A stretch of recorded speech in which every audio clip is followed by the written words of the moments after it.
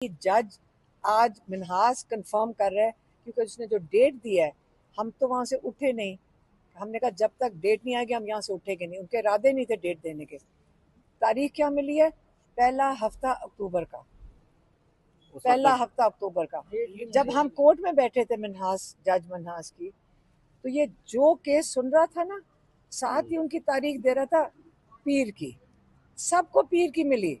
इमरान खान और बुशरा बीबी को कौन सी तारीख मिली है?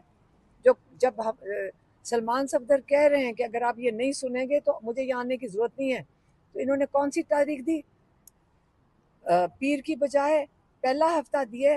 वापस आने की जरूरत क्या है? क्योंकि इनको तो सजा हो जाएगी उससे पहले।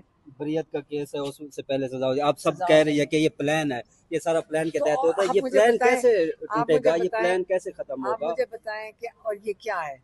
आप सारे कोर्ट रिपोर्टर्स हैं। आप